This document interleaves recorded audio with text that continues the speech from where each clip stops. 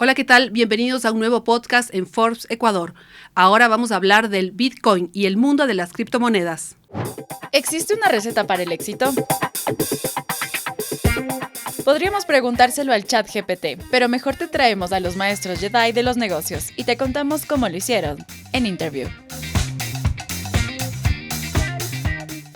Agradecemos a Sebastián del Salto por estar aquí en Revista Forbes Ecuador. Sebastián es un visionario de las criptomonedas y tiene más de 4 años de experiencia como inversor y analista. Es fundador de Green Numbers, un fondo de activos digitales que busca transformar el ecosistema financiero. También es fundador de Wingbank, una agencia creativa con más de 10 años revolucionando marcas a través de la innovación disruptiva. Bienvenido, Sebastián. Cuéntanos primero, ¿qué son las criptomonedas? Muchas gracias, Vero. Un placer estar aquí. Bueno, el mundo de las criptomonedas es lo que hoy en día se conoce como el viejo oeste, que empezó como un mundo experimental utilizando la tecnología del blockchain, que es una tecnología que nos permite tener iniciativas en un formato descentralizado, que es lo que propone esta tecnología en esta reinvención del Internet, que también se denomina Web3. Y cuando inició este movimiento, inicia con Bitcoin a raíz de la crisis del 2008 en Estados Unidos, que los bancos estaban sobreapalancados en los créditos de los bienes inmuebles, y se da cuenta la persona que lo inventa o el grupo de personas, porque a día de hoy no se sabe quién es el creador de Bitcoin, inventan esta criptomoneda que se llama Bitcoin, que funciona bajo un consenso que se conoce como prueba de trabajo, que requiere minería digital, en un modelo transparente que propone un mejor modelo de dinero digital en un formato que tiene un suministro fijo. ¿Y por qué esto es muy importante entender? Es porque solo existirán hasta 21 millones de Bitcoin en el sistema o el código de Bitcoin, y eso le hace un activo que cada vez es más escaso. Y por eso, a raíz de su recorrido, es que ha ido madurando, donde a día de hoy está en una etapa donde va a ser el inicio de la adopción institucional, como lo hemos estado viendo en Estados Unidos. Empresas gigantes de administradoras de activos como BlackRock, que manejan más de 10 trillones de dólares en activos bajo su administración, o Fidelity, recientemente han entrado al juego durante este año, creando estos instrumentos financieros que se conocen como ETFs, para que las personas se puedan exponer a través de bolsa americana. ¿Y por qué esto es algo revolucionario para Bitcoin? Es porque es el inicio de la bancarización en Estados Unidos de este activo que por muchos años fue polarizado en su recorrido. Al inicio se pensaba que era una gran idea que nunca iba a sobrepasar los retos de el sistema tradicional financiero, porque ataca ciertos intereses de los bancos. En algunos países fue prohibido también. Correcto, y justamente también hay una etapa donde a raíz de la plataforma digital de mercado negro que se llama Silk Road, se utilizaba Bitcoin para transacciones. Entonces es algo que muchas personas han percibido, que Bitcoin se utiliza para transar dinero de mercado negro, pero ahí es donde yo creo que se comete un error grave, porque si simplemente vemos el uso del dólar, era el tipo de dinero que usaba Pablo Escobar para transar sus transacciones. Entonces no sería justo decir que Bitcoin es dinero de mercado negro, cuando una parte sí es utilizada por mercado negro, pero eso no le hace al instrumento el propósito de ser utilizado por mercado negro. Es algo que cada vez es menor, creo que representa a día de hoy el 1 o 2% de las transacciones totales de Bitcoin son de mercado negro, pero no es tan conveniente, y ahí es donde mucha gente se confunde por falta de conocimiento. ¿Y por qué? Porque Bitcoin es un sistema donde quiero que ahorita nos imaginemos que es como una libreta abierta, donde todos pueden ver, pero nadie puede cambiar sin que todos se den cuenta. ¿Y por qué? Porque es una plataforma transparente. Entonces, si hacemos un ejemplo, que tú estás haciendo una transacción, no sé, conmigo, con alguna otra persona, no puedes borrar la transacción, no le puedes eliminar. O sea, me ibas a pagar, digamos, un activo que hicimos tal vez algún intercambio, y no puedes retroceder. Exacto, desde la primera transacción de Bitcoin hasta el día de hoy podemos ver todas las transacciones en línea en tiempo real, en lo que se conoce como un Blockchain Explorer. Ahora, lo que no podemos ver es la identidad atrás de la persona de esa billetera, pero sí podemos ver todas las transacciones y cómo están trabajando las agencias de seguridad para controlar al mercado negro es que hablan con los de intercambios, cierran las salidas de ese capital y van trazando el movimiento de cómo se va transfiriendo el Bitcoin para agarrar a los autores. Justamente cuando agarraron a los de Silk Road, Estados Unidos se volvió el país con la mayor cantidad de Bitcoin en su balance, pero era un Bitcoin confiscado. Sin embargo, a día de hoy ya tenemos una narrativa muy importante para cripto en Estados Unidos, que es que el expresidente Trump ha decidido denominarse como un presidente pro Bitcoin y pro cripto, y justamente el día de ayer anunció que está lanzando su propia plataforma en blockchain que se va a llamar World Liberty Financial. Y esto es algo gigante para el mercado cripto porque nunca ha visto un presidente pro cripto en Estados Unidos. Incluso Trump en su primer periodo no era pro cripto. Pero ¿por qué cambió? Y es porque creo que una de las cosas que le aleja a las personas de entender el valor de Bitcoin o las criptomonedas es la falta de conocimiento. Y muchas veces a la gran mayoría de personas en el mundo yo siento que les da miedo la evolución, no les gusta que las cosas cambien, pero al ser tecnología, creo que Bitcoin genera una gran propuesta de valor para justamente combatir las decisiones irresponsables que generan inflación por parte de los gobiernos y que disminuyen nuestro poder adquisitivo sin pedirnos permiso. Nosotros mismos votamos por estos líderes que prometen controlar la inflación pero nunca detenerla. Entonces pongamos en Estados Unidos, la Reserva Federal por lo general busca controlar la inflación al 2%. Pero eso significa que anualmente nosotros perdemos 2% de nuestro poder adquisitivo.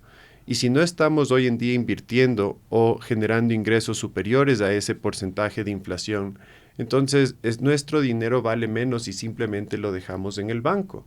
Y Bitcoin propone una gran solución porque tiene un suministro de 21 millones. El último Bitcoin se va a minar en el año 2140. Y a día de hoy ya se han minado aproximadamente, hasta el 2025 creo que se mina el Bitcoin número 20 millones. Y eso es muy importante porque ya la gran mayoría del suministro ha sido minada y está en el mercado. Y si la demanda sobrepasa la oferta, ahí es donde vemos lo que se conoce como un shock al suministro y ahí es cuando Bitcoin entra en rallies parabólicos, donde sobrepasa el rendimiento de cualquier activo del sistema tradicional financiero. Y lo ha demostrado en cada etapa de sus ciclos desde su nacimiento, que es algo que después me gustaría explicarles para que entiendan mejor cómo ha sido la adopción de Bitcoin. En ese sentido, Sebastián, quisiera que le explicaras a la gente cómo puede hacer para abrir una cuenta, para hacer una inversión en Bitcoin. Y también es hablar del mercado formal y del mercado informal que existe como en todo. Entonces, que nos cuentes un poco qué significa, abrir o cómo puedes abrir así de forma práctica, así como los pasos que debes seguir para abrir una cuenta en Bitcoins, criptomonedas o criptoactivos, como los llaman también. Fantástico. A día de hoy el intercambio más grande y reconocido a nivel mundial es Binance. Este es un intercambio que opera en la gran mayoría de países, no opera en Estados Unidos, pero es el más grande a nivel mundial si no son americanos, donde pueden comprar Bitcoin fácilmente o otras opciones de criptomonedas. El más grande en Estados Unidos y el que más ha tratado de operar de una forma regulada es Coinbase. Coinbase, para las personas que son americanas o tienen nacionalidad americana, es sumamente fácil la experiencia, tanto de meter dinero de la cuenta de banco al intercambio y después sacar dinero del intercambio a la cuenta de banco. Es sumamente ágil y estamos en un periodo de adopción, yo diría, donde este ciclo, y ya les voy a explicar cómo funcionan los ciclos, es la etapa de adopción institucional, porque finalmente han despertado y se han dado cuenta de una famosa frase que es: si no les puedes ganar, únete. Y no nos olvidemos que Bitcoin ataca los intereses de los bancos, porque Bitcoin le permite a las personas acceder a servicios financieros sin ningún intermediario de por medio. Y es lo que se llama peer-to-peer transactions. Entonces eso les puede convenir mucho a las empresas, por ejemplo. Correcto. Exportadores. Y a día de hoy si me preguntan, y esta es una pregunta del millón que mucha gente, sobre todo de generaciones mayores, me ha hecho en el recorrido de mi fondo, es: dame un caso de uso ahorita de Bitcoin que no se puede utilizar otro instrumento del sistema financiero tradicional. Y para mí el más real es un activo sumamente líquido, opera 24/7, es a nivel mundial, y creo que un caso de uso muy válido es el de transferir valor de punto A a punto B en grandes cantidades. Entonces, si ponemos un ejemplo ahorita de una empresa en Estados Unidos que necesita hacer una transferencia a otra jurisdicción de $10 billones, primero no lo puede hacer 24/7, Y si utiliza el modelo tradicional de Swift, no es que es instantáneo, porque Swift es un proceso que en consolidarse toma días y hay varios intermediarios de por medio. Y hay comisiones que te cobran igual. Exacto. Entonces, con Bitcoin es una transferencia directa que se consolida sin ningún intermediario y por la cantidad de liquidez que existe, ese tipo de valor se puede hacer. Por eso se conoce hoy en día como una reserva de valor digital y lo comparan mucho al modelo de el oro en formato digital. Y yo siento que tienen propiedades muy similares y la diferencia está en que yo no voy a discriminar el oro porque creo que el oro tiene mucho valor para aquellos que buscan poner su patrimonio en activos que no estén tan centralizados, de generaciones mayores, y para aquellos que han creído en ese activo desde que empezó a cotizar, yo creo que les ha ido muy bien. Tal vez no tiene un crecimiento tan exponencial como Bitcoin porque es un activo mucho más nuevo y emergente, pero creo que para las nuevas generaciones la opción más interesante es Bitcoin y no el oro. Y Bitcoin para mí es la mejor de todas las oportunidades que tenemos a día de hoy porque lo veo como un activo, considerado como propiedad digital. Y les doy un ejemplo de un debate excelente que he tenido con... Antes de este ejemplo, Sebastián, quisiera hacer un llamado a nuestra audiencia para que se una a todas nuestras redes sociales y también que pueda seguir nuestro canal de YouTube para escuchar esta entrevista y también muchas más. Excelente. ¿Dónde estaba? Perdón. Estabas en la parte que mencionabas que las generaciones mayores estaban más cerca del patrón oro y decías que las generaciones jóvenes de pronto están más cerca para tratar de invertir con criptoactivos. 100%, porque no nos olvidemos que esta es la primera versión del oro en formato digital y las generaciones menores, están digitalizadas. Y Bitcoin, desde su nacimiento, ha demostrado cada vez que se pierde la fe por medios tradicionales o por personas que no son creyentes, que sobrepasa su máximo histórico en cada ciclo.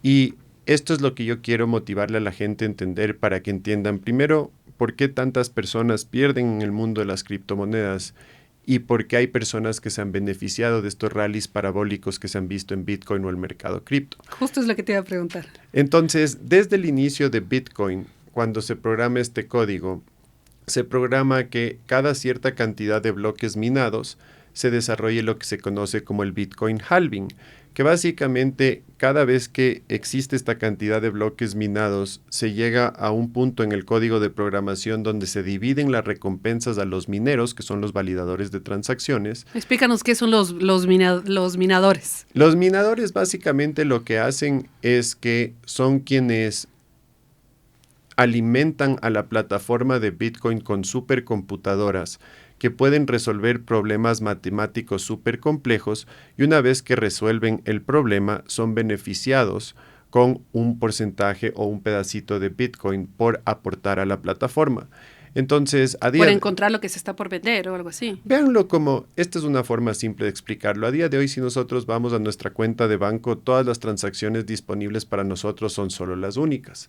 Nosotros no podemos ver el resto de transacciones del resto de clientes del banco, solo las nuestras. En Bitcoin es mucho más transparente porque nos permite ver las transacciones de todos en tiempo real. No la identidad, pero sí las transacciones. Correcto. Y en el banco hay gente que valida las transacciones, pero Bitcoin fue tan noble con nosotros que le permite a cualquier persona ser parte de la plataforma y minar su Bitcoin. Y es un modelo de negocio yo le llamo de flujo, porque uno invierte en las supercomputadoras y si es que establece una granja de minería de Bitcoin, que hay muchas conocidas a nivel mundial, incluso empresas que cotizan en bolsa como Marathon Digital, empiezan a minar Bitcoin y ese es su modelo para exponerse a este activo donde están acumulando constantemente, pagan sus costos y con la apreciación de Bitcoin se desarrolla una rentabilidad a lo largo del tiempo en los ciclos que hemos visto. Entonces, volviendo al halving, por ejemplo, cuando se dividen las recompensas de Bitcoin en dos, en el primer ciclo se daban 50 bitcoins de recompensa a los mineros, después de ese halving se daban 25 y después de 4 años a 12.5 y después de 4 años a 6.25 y ahorita estamos en 3.125 después del halving que fue abril. Entonces, ¿qué hace esto? Que cada vez sea más complejo para los mineros adquirir Bitcoin porque se van dividiendo las recompensas. Entonces les obliga a cada 4 años duplicar la magnitud de su infraestructura para minar la misma cantidad. Y si la demanda sobrepasa la emisión de Bitcoin, ahí es cuando se generan los shocks al suministro y entramos en rally parabólico, lo cual deberíamos estar muy cerca a día de hoy. Y les cuento porque cuando yo ingresé al mercado cripto, empecé a estudiarlo a raíz de finales del 2020, ingresé a raíz del 2021 y vimos el pico en noviembre del 2021, donde alcanzó por primera vez $69,000. Y de ahí entendí a través de mi recorrido que la gente que ha creado la mayor cantidad de ganancias es aquella que juega un ciclo completo. Entonces, ¿qué quiere decir ciclo completo? Un ciclo completo son 4 años donde históricamente después de un pico como el de $69,000 hemos visto que se tarda 12 a 13 meses en entrar en mercado bajista, el mercado cripto. Normalmente 12 a 13 meses después encuentra su bajo de mercado bajista y de ahí tiene 3 años de mercado alcista. Entonces les voy a dar un ejemplo. En el noviembre del 2021 Bitcoin alcanzó $69,000 y en noviembre del 2022 bajó hasta 15,600. Ese fue el bajo del mercado bajista. Y a día de hoy, llegando a casi aproximadamente 2 años, Bitcoin está en $59,000 o $60,000, dependiendo del precio que esté hoy. Entonces, para aquellos que vieron esa oportunidad y entendían que 2022 fue el mercado bajista más grave de toda la historia de Bitcoin, pero para mí el momento para acumular la mayor cantidad porque fue una gran oportunidad y hoy en día ven los beneficios. No hay otro activo de sistema tradicional financiero que en esta cantidad de tiempo de casi 2 años pueda tener este crecimiento. Y sí hay acciones en bolsa que lo han logrado como Nvidia, pero es difícil porque en Bitcoin lo lindo es que cada vez hay más demanda, cada vez hay menos oferta y por eso es que se proyecta que valoriza más. Algún día, tal vez no estemos vivos, pero podría llegar a tener un valor de $1 billón un Bitcoin y a día de hoy recién está en 60,000. Y no es loco. Claro. Te quería preguntar ahora, ¿cuáles son las 3 cosas que los inversionistas o emprendedores tienen que saber sobre las criptomonedas? O sea, lo primero yo creo que nos democratiza una mejor oportunidad hacia el futuro, porque entendamos en Latinoamérica, y esto me enamoró a mí, aproximadamente 40 personas de Latinoamérica no acceden a servicios financieros. Entonces, ellos no se han beneficiado del sistema tradicional financiero. Y si vamos a la base de la pirámide, y esto es lo que me enamoraba a mí, ¿por qué en una tiendita de barrio no se acepta una tarjeta de crédito? Porque normalmente tienen un margen de 20%. Si el datáfono les va a cobrar 5% la tarjeta de crédito, le está quitando 25% del margen. Y ellos no van a querer perder ese tipo de margen por dar ese servicio, prefieren efectivo directo. Bitcoin también puede ser considerado una opción de efectivo digital y si las tienditas de barrio descubren que a través de dispositivos móviles es el mismo impacto que tendría recibir el efectivo porque no pasa por intermediario, pero ya pueden aceptar un método de pagos digitales, ya están ganando. Y por el otro lado, a día de hoy, la base de la pirámide de nuestros países en Latinoamérica lastimosamente no tiene acceso a recursos que valgan más a lo largo del tiempo, donde puedan invertir de una forma fácil y no menos. Y por eso me encantan las iniciativas de Nayib Bukele en El Salvador. Creo que ha demostrado con resultados que quiere empoderar a sus personas con una mejor oportunidad. Legalizó Bitcoin como una moneda legal de curso. Fue el pionero de hacerlo. También está invirtiendo muchísimo en sistemas educativos para que puedan enseñar el valor de Bitcoin en las diferentes generaciones. Y a día de hoy está minando energía geotérmica con los volcanes y sacando bonos relacionados a Bitcoin, lo cual está haciendo que muchísima inversión extranjera, porque en Bitcoin se maneja mucho, en cripto también muchísimo dinero, venga a El Salvador a invertir.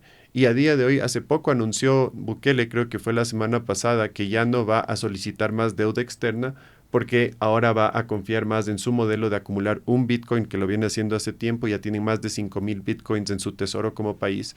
Y creo que compra una buena fórmula para tener soluciones hacia el futuro que sean sostenibles para nuestros países emergentes, porque a mí me da mucha pena que en Ecuador no haya todavía una banca integrada de intercambios que le dé facilidad al usuario. Sé que uno de los miedos de los gobiernos es que no se paguen impuestos y yo por eso sí creo fielmente en que tenemos que ver una regulación urgente en Estados Unidos y en otros países, pero creo que cuando se regule, lo que sí estoy seguro es que va a democratizar mejores oportunidades para los ciudadanos que no sean al costo del control o el poder de políticos. Por otro lado, también preguntarte qué pasa con el mercado informal y cuáles son los riesgos. Por ejemplo, este escándalo del caso del fundador de FTX, la plataforma, una de las más grandes del mundo, él fue encontrado culpable de fraude, de lavado de activos. La empresa estuvo valorada en 32 mil millones de dólares. Era el rey de las criptomonedas, pero se declaró en bancarrota y obviamente después de esta bancarrota toda la gente que invirtió pues perdió. Bueno, ese es un caso que lo conozco muy de cerca. Yo me salvé de perder dinero en FTX, pero hay que entender un poco, les voy a dar el contexto un poco de la historia para que entiendan que aquí caímos todos, no fue solo cripto, cayeron políticos demócratas que recibieron grandes cantidades de financiamiento de Sam Bankman-Fried, cayeron ciertos republicanos, cayeron medios en Estados Unidos que proclamaban a Sam Bankman-Fried como el próximo Warren Buffett, y si ustedes ven el perfil del chico, es un chico muy inteligente. Sí es una gran estafa lo que hicieron, para que todo el mundo entienda, es que desarrollaron una puerta trasera en su plataforma donde hacían que figure la criptomoneda ante sus usuarios, pero por atrás estaban usando ese capital y empezaron a sobreinvertir y les fue mal en ciertos proyectos. Hubo muchas caídas en el 2022 de muchos proyectos cripto, muchas estafas. Y este simplemente fue el más grande. Aproximadamente se congelaron 16 billones de dólares. Después entraron los reguladores a manejar la empresa y fue una gran estafa. Y yo nunca voy a decir que cripto es un mercado perfecto. Yo creo que el 99% de cripto es pura basura, pero creo que ese 1% de cripto que está creando un mejor mundo de oportunidades para las personas en un formato descentralizado van a ser las próximas corporaciones de Web3, tal y como lo vimos en Web2, que es la era de las aplicaciones móviles. Y si ustedes bien recuerdan, al inicio eran unas pocas aplicaciones con el lanzamiento del iPhone y después se saturaron a millones. Pero realmente, ¿cuántas fueron relevantes de esas millones de apps? ¿Cuántas podemos decir que hoy en día están en todos nuestros celulares? Yo diría que 10 a 20. No podemos decir que hay millones o miles. Por más que tengamos extra, yo siempre me enfoco en cuáles son las que realmente se utilizan. Y lo mismo pasará en Web3. Estamos en una etapa donde solo hemos existido 15 años con Bitcoin y le quiero explicar a la gente algo muy importante que les va a dar una buena perspectiva para entender la evolución de las diferentes tecnologías. Y voy a usar como un caso Uber, que creo que es un caso más conocido para la gente. Las tecnologías tienen 4 etapas de adopción. Al principio te ignoran, después se te burlan, después te pelean y después te adoptan. Y vamos a verlo con Uber para que todo el mundo pueda entender, más allá de que Uber es un formato centralizado y no descentralizado. Entonces, en Uber al inicio, si ustedes recuerdan, habían estos conductores que estaban manejando y generando ingresos y todo el mundo les ignoraba porque no era una gran cantidad, no era relevante todavía para los taxistas. Después, cuando vieron que empezaron a crecer, la gente se les burlaba porque justamente nunca pensaron que se iban a poder sobrepasar a los taxistas, que es un gremio fuerte a nivel mundial. Y después entramos en una etapa de pelea y a nivel mundial había peleas entre taxistas y Ubers, hubo asesinatos a ciertos Ubers, hubo quemadas de autos, hubo una pelea fuerte a nivel mundial. Pero después, ¿qué pasó? Lo adoptaron. ¿Por qué? Porque los ciudadanos entendieron su valor, los reguladores entendieron su valor y se dieron cuenta que podían coexistir con los taxistas y que el consumidor tenía derecho a decidir. Entonces, es lo mismo que está pasando ahorita en Bitcoin y cripto. Al principio nos ignoraron, después se nos burlaron, pensaban que éramos unos norios tratando de vivir de dinero mágico del Internet. Después nos pelearon y desde el 2022 los reguladores americanos bajo el gobierno de Biden y Harris han tratado de atacar a cripto de una forma muy fuerte porque tienen influencias bancarias atrás que no les convenía. Sin embargo, fracasaron porque una corte en Estados Unidos, y por eso es que se emitieron los ETFs hace un año, obligó a los reguladores a aceptar el ETF de Bitcoin, alegando que si había un ETF de futuros tenían que hacer uno spot. ¿Y cuál es la diferencia? El ETF de futuros sigue al precio de Bitcoin, pero se consolida en dólares. pero el ETF Spot le obliga a los custodios a comprar Bitcoin, entonces sí impacta el precio de Bitcoin, y por eso es que no solo fue una institución la que sacó las ETFs de Bitcoin, que el más grande es el de BlackRock, que se conoce como IBIT, sino que fueron 11 instituciones las que sacaron instrumentos financieros. ¿Y por qué esto es revolucionario para cripto? Porque es la primera vez que estamos en este punto donde estamos viendo una adopción institucional, donde a día de hoy ya se puede exponer las personas a través de bolsa americana, y esto también ha empujado a que exista más regulación, por ahora en Bitcoin y Ethereum, pero creo que con el tiempo, sobre todo si gana Trump, veremos en otras criptomonedas también. Ya. Y unas recomendaciones que puedas dar a las personas para invertir en criptomonedas y que sea algo seguro y que no corran riesgos. Lo primero que yo siempre digo a cualquier persona, sea amigo, familia o cliente, es nunca inviertan dinero que no están dispuestos a perder y nunca inviertan dinero que necesitan. Esto no es solo para cripto, es para cualquier tipo de inversión. No hay ninguna inversión que sea garantizada, en mi opinión, en el mundo o que no conlleve riesgo. Y la razón por la cual digo nunca inviertan dinero que no están dispuestos a perder es porque si no están dispuestos a perder ese dinero van a desarrollar una ansiedad muy grande en el recorrido en base al movimiento del activo. Y la segunda es que no inviertan dinero que necesiten, porque si necesitan no van a dejar que su activo, su inversión se desarrolle y van a cashear apenas necesiten el dinero. Por el otro lado, si entran al mercado cripto, no cometan el error que hacen muchas personas pensando que Bitcoin ya se les fue porque entienden que estaba un día en centavos y hoy en día está en $60,000. No hay ningún otro activo en ese crecimiento en la historia, en esta cantidad de tiempo. Pero por el otro lado, lo importante que tenemos que entender es que hay muchos chicos jóvenes que tratan de ir a mayor riesgo empezando de abajo de las criptomonedas más riesgosas en vez de ir por las de arriba, que es Bitcoin, que está más consolidado. Entonces yo siempre recomiendo empiecen de arriba hacia abajo, primero Bitcoin, después Ethereum, después Solana, cosas más maduras, consolidadas, con mayor trayectoria, y después si quieren jugar con un porcentaje mínimo de su portafolio en algo de riesgo está bien porque sus activos sólidos van a compensar ese crecimiento. Pero traten de primero educarse al máximo, como todo mercado requiere educación constante. Manténganse informados de medios que les den seguridades a ustedes, que les gusta, que la información sea transparente. Yo principalmente uso X como mi fuente principal y es porque es la única red social que no es manipulada por entidades gubernamentales, que fue un tema grande también ahorita con lo que pasó con Telegram de Pavel Durov. Telegram tiene una blockchain, tiene un ecosistema, y a raíz de que lo agarraron en Francia, mucha gente en cripto se molestó porque nos dimos cuenta que nos quieren privar nuestro libre derecho a expresión digital. Muchas plataformas, Mark Zuckerberg sí vende nuestra información y deja que otros nos vigilen, pero en el caso de Pavel Durov de Telegram o en el caso de Elon Musk de X, ellos han democratizado un libre derecho de expresión digital y por eso prefiero esos medios, porque algo que sí les quiero decir a las personas que están viendo es, si ustedes quieren participar en cripto y quieren ser exitosos, no lo van a lograr siguiendo a medios tradicionales, van a tener que seguir a medios nativos de cripto y los mejores están en X para los que quieran involucrarse. La pregunta final, ¿cómo evitar estafas? Y alguien me decía, ¿qué hacer cuando una persona dice yo tengo cripto, yo te vendo, yo tengo mi billetera, yo abro aparte? O sea, ¿qué medida de seguridad tengo que tener? Como tú dices, toda inversión es un riesgo, pero que yo no sé, vaya a caer, que alguien en una cafetería, ¿sabes qué? Te brindo la criptomoneda y resulta que a la final no tenían nada, se llevan mi plata igual. O sea, lo primero que yo recomiendo es enfóquense en intercambios centralizados y grandes, no hagan transacciones personas a personas porque sí hay muchísimas estafas. El primer paso que yo siempre he recomendado en mis asesorías es que desarrollen un plan para entender cómo ingresar dinero de su banco al intercambio y cómo sacar dinero del intercambio al banco. Para mí ese es el primer paso más importante.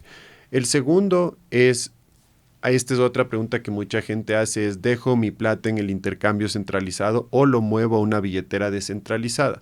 Lo más recomendado y lo lindo de cripto es que nos permite tener nuestra propia custodia.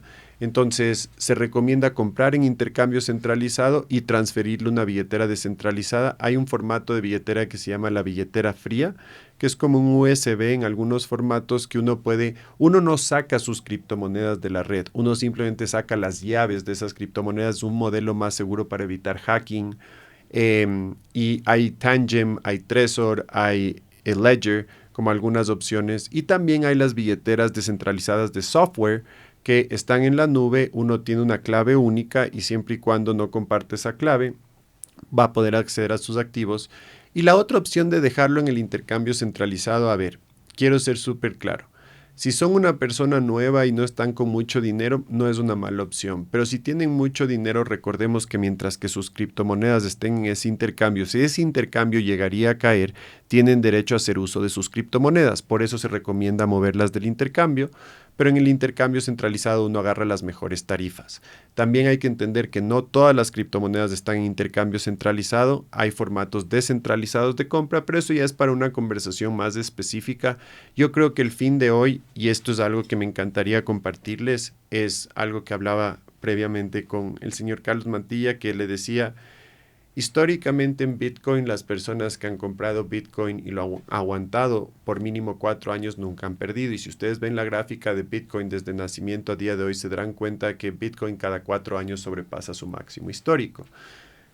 Después de un halving, que es cuando se dividen las recompensas de los mineros en dos, normalmente tendemos a ver 2 a 18 meses de mercado alcista. El halving fue en abril, hemos tenido una corrección que es normal históricamente post-halving, pero en año de elecciones americanas, históricamente el último trimestre del año ha sido el más bullish, como se dice en mercados financieros, o alcista.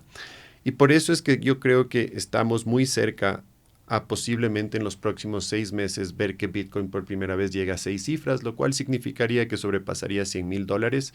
Hay proyecciones de Wall Street donde podríamos ver hasta $350,000 para este ciclo que terminaría en teoría el 2025 en Bitcoin. Yo me inclino más hacia los $150,000 y posiblemente lo que sí creo fielmente es que para el año 2030 podríamos ver a Bitcoin entre $500,000 y 1,000,000. Y la razón atrás de esto es porque solo existirán hasta 21 millones de Bitcoin. Hay 60 millones de millonarios en el mundo. No hay ni siquiera uno para cada uno. Y hay algo que mucha gente no contempla, que es importante que la gente sepa. En la etapa inicial de Bitcoin, muchas personas no es que perdieron su Bitcoin, perdieron los dispositivos para acceder a su Bitcoin. Y se proyecta que es un total de hasta 4 millones de Bitcoin donde los dispositivos fueron perdidos. Entonces figuran en la plataforma, pero no se mueven, lo cual le hace al activo aún más escaso. Entonces, hay una frase con la que me gustaría cerrar que para las personas que no siguen a esta persona recomiendo que lo hagan. Se llama Michael Saylor, reinventó su compañía con un modelo de Bitcoin y es una de las inversiones de su vida, pero él siempre dice que la gente compra Bitcoin al precio que se merece. Y lo que a él se refiere es que la gente compra Bitcoin al precio que se merece porque lo compra cuando lo entiende. Y todas estas grandes personas como Larry Fink de BlackRock, que es el CEO, para que alguien tenga la magnitud de lo que es BlackRock en el mundo, si BlackRock fuera un país, fuera la tercera potencia más grande del mundo. Entonces, Larry Fink justamente hace 5 años decía, Bitcoin es dinero de mercado negro. Pero hoy en día le ven como el toro más grande de Bitcoin porque le ven como niño chiquito en los medios tradicionales diciendo es lo mejor, es lo que nos ayuda a combatir la inflación. Y claro, este tipo de persona que representa la empresa más grande en administración de activos del mundo tiene mucha influencia y son los distribuidores de servicios financieros más grandes del mundo con miles de asesores financieros que ahora que ellos se han vuelto pro Bitcoin, empezamos a ver más atención en medios tradicionales, empezamos a ver mucho más distribución de estas oportunidades hacia generaciones que tal vez no estaban tan involucradas como Baby Boomers y Generación X, que al final del día son las que más patrimonio tienen también. Entonces, cuando esto empiece a adoptarse en los próximos años y veamos y podamos ver a más instituciones expuestas a través de los instrumentos financieros que han emitido el Bitcoin en los ETFs, creo que vamos a ver un crecimiento exponencial porque justamente les voy a dar una referencia para que entiendan. BlackRock en enero del 2024 tenía 0 Bitcoins porque se lanzó el ETF en enero. Y a día de hoy han acumulado solo en un lapso de meses 350,000.